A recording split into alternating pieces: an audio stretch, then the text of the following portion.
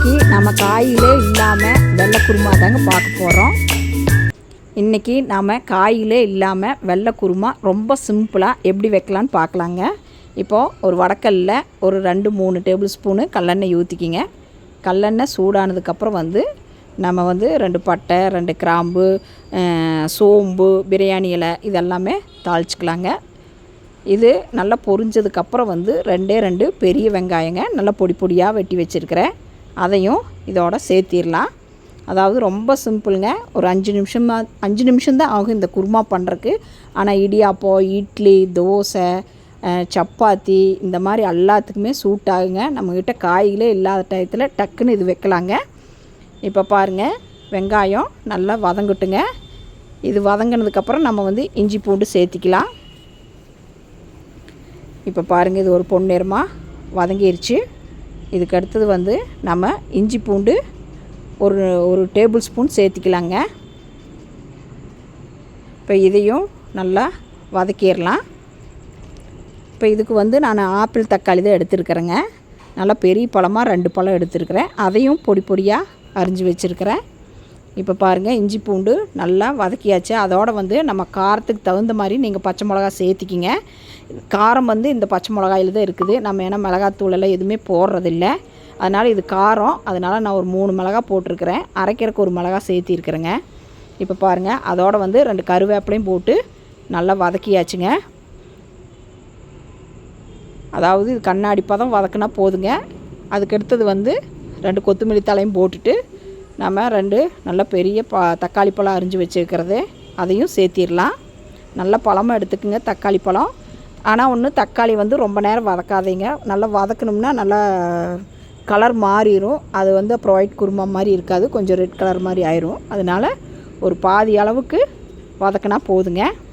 இப்போ பாருங்கள், நான் அரைக்கிறதுக்கு ஒரு அரை மூடி தேங்காய், பொட்டுக்கடலை, 5-6 முந்திரி பருப்பு, 2 பட்டை, அதாவது சீரகம் ஒரு 1/4 டீஸ்பூனு, கிராம்பு ஒரு 4 கிராம்பு எடுத்து வச்சுக்கோங்க, சோம்பு ஒரு டேபிள் ஸ்பூனு, கல்பாசி ஒன்றுங்க. அதுக்கு அடுத்தது ஒரு ஏலக்காய், ஒரு பச்சை மிளகா, இது எல்லாம் நைஸாக அரைச்சி எடுத்துகிட்டு வந்தாச்சுங்க. இப்போது இதையும் இதோட சேர்த்திடலாம்.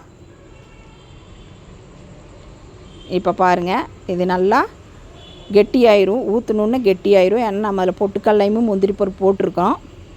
நீங்கள் முந்திரி பருப்பு இல்லைனாலும் பரவாயில்ல, பொட்டுக்கல்லை மட்டும் போட்டுக்கலாம். இப்போ பாருங்கள், இது கொஞ்சம் தேவையான அளவு தண்ணி ஊற்றிக்கலாங்க. ஏன்னா கொதிக்க திக்காயிரும். நாம் இது கொஞ்சம் தண்ணியாட்டம் வச்சா நல்லாயிருக்கும். அதனால் இப்போ இதோட தண்ணியும் சேர்த்திக்கலாம்.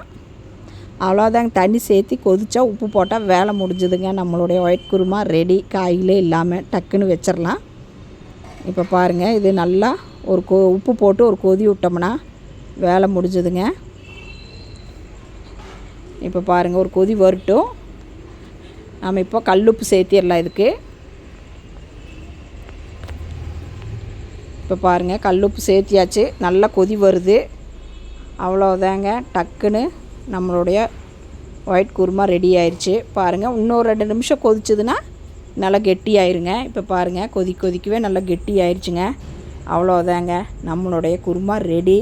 இட்லி, தோசை, சப்பாத்தி, இடியாப்பம் எது இருந்தாலும் சூப்பராக இருக்குங்க. நீங்களும் வீட்டில் இதே மாதிரி ட்ரை பண்ணி பாருங்கள், எப்படி இருக்குதுன்னு சொல்லுங்கள். கடைசியாக கொத்தமல்லி தலையும் 2 புதினா போட்டோம்னா நல்லா வாசமாக இருக்குங்க. இப்போ பாருங்கள், புதினா தலையும் 2 போட்டாச்சு. நல்லா சூப்பராக இருக்குது. இப்போ பாருங்கள், நல்லா கொதிச்சிருச்சு. இதோட பக்குவம் பாருங்கள், ஓரளவு கெட்டி ஆயிடுச்சு. அவ்வளோதாங்க, நம்ம குருமாவை இறக்கிடலாம். இப்போ பாருங்கள், நல்லா கொதிச்சு நல்லா கெட்டி ஆயிடுச்சு. இப்போ நீங்கள் வேணுனாலும் கூட உப்பு காரம் செக் பண்ணிக்கோங்க. இப்போது எல்லாமே கரெக்டாக இருக்குது. இப்போது சுட சுட இடியாப்பமும் ரெடி ஆயிடுச்சுங்க. இடியாப்பத்துக்கு இந்த ஒயிட் குருமா வச்சு சாப்பிட்டா சும்மா ஜம்முன்னு அல்டிமேட்டாக இருக்குங்க. அதோட இட்லிக்கு நல்லாயிருக்கும், தோசைக்கு நல்லாயிருக்கும், சப்பாத்திக்கு நல்லாயிருக்கும். நீங்களும் வீட்டில் இதே மாதிரி ஒயிட் குருமா காய்களே இல்லைன்னா டக்குன்னு இந்த ஒயிட் குருமாவை ரெடி பண்ணி பார்த்துட்டு எப்படி இருக்குன்னு சொல்லுங்கள்.